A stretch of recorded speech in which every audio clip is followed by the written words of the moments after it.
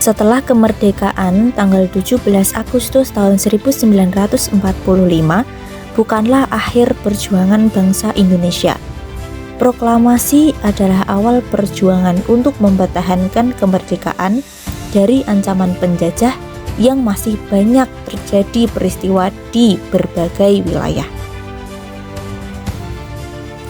Salah satu perjuangan bangsa Indonesia saat itu adalah pertempuran Ambarawa pada tanggal 12 sampai 15 Desember 1945.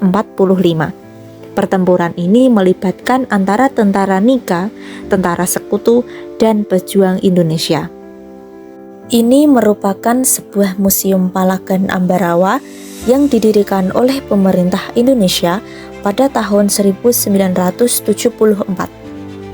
Bangunan ini dimaksudkan untuk mengenang sejarah peristiwa pertempuran Ambarawa. Tidak hanya itu, terdapat sebuah museum yang di dalamnya terdapat peninggalan pemerintahan Jepang dan Belanda seperti seragam Jepang, seragam Belanda, senjata perang, dan barang bersejarah lainnya. Gambaran sejarah pertempuran Ambarawa bisa dilihat dari relief pada dinding monumen Palagan Ambarawa yang dipimpin oleh Jenderal Sudirman melawan Sekutu yang dipimpin oleh Brigadir R.J. Battle. Setelah kemerdekaan, banyak sekali tantangan bangsa-bangsa Eropa untuk menguasai bangsa Indonesia. Pasukan Sekutu datang ke Semarang dengan alasan untuk membantu melucuti tentara Jepang. Kemudian, datangnya Sekutu ke Semarang disambut baik oleh Gubernur Jawa Tengah, yaitu Wongsonegoro. Kemudian, Sekutu diperbolehkan untuk ke Magelang dengan syarat tidak boleh mengusik kedaulatan Republik Indonesia. Namun, Sekutu mengingkari janji dengan mengusik warga pribumi ketika menuju ke Magelang.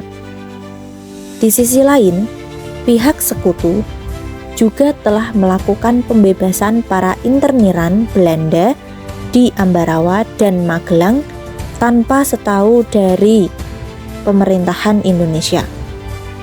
Sehingga pasukan dari Sekutu ini semakin besar. Suasana di Magelang semakin memanas, yang kemudian para TKR Magelang mengepung markas Sekutu dengan dibantu oleh TKR dari wilayah Jawa Tengah yang lainnya. Salah satunya yaitu dipimpin oleh Letkol Istiman.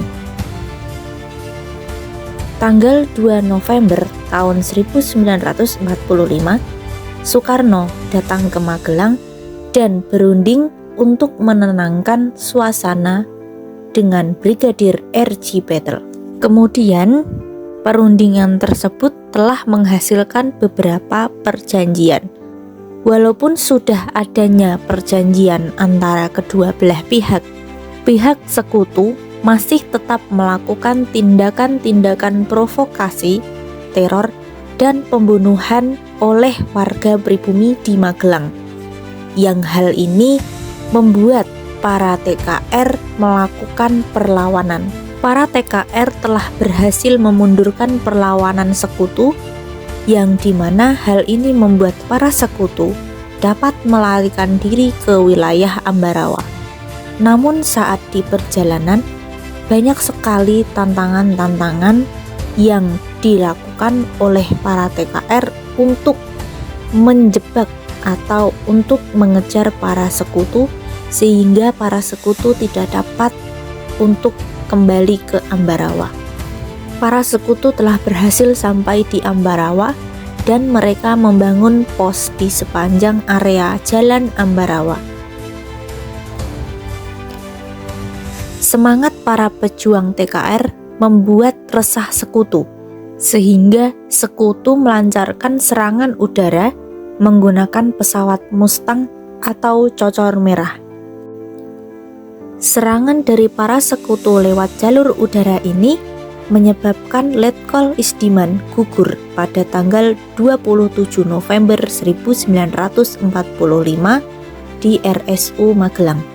Gugurnya Letkol Isdiman memberi pukulan besar kepada seluruh TKR, yang hal ini membuat Jenderal Sudirman turun tangan di pertempuran Ambarawa.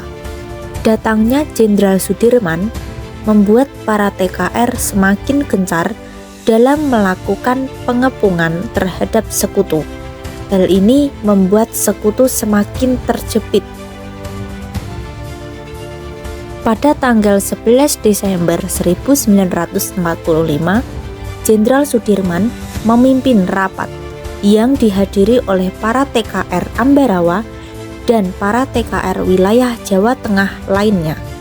Dalam rapat ini, Jenderal Sudirman menerapkan strategi perang supit urang yang dalam hal ini digunakan untuk menjepit sekutu dan membuat satu jalan bagi sekutu untuk melewatinya. Tanggal 12 Desember 1945 pukul 4.30 waktu Indonesia Barat, para pejuang TKR di Ambarawa dan TKR di Jawa Tengah lainnya memulai untuk penyerangan, yang hal ini penyerangan terjadi selama 4 hari berturut-turut sampai dengan tanggal 15 Desember 1945. Setelah para pejuang mengusir para sekutu, kemenangan ini disambut oleh warga Indonesia. Taktik supit urang ini berhasil membuat sekutu pergi dan membuat nama Jenderal Sudirman menjadi besar dalam pertempuran Ambarawa.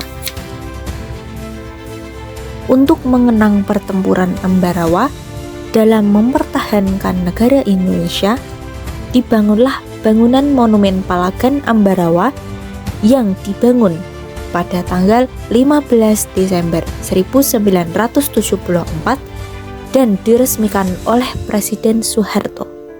Pada tanggal ini juga telah diperingatinya tanggal untuk kemenangan pertempuran Ambarawa. Monumen ini menjadi bukti sejarah semangatnya para pejuang melawan sekutu, sehingga tempat ini menjadi tempat belajar untuk seluruh warga Indonesia dan juga menjadi tempat untuk berwisata.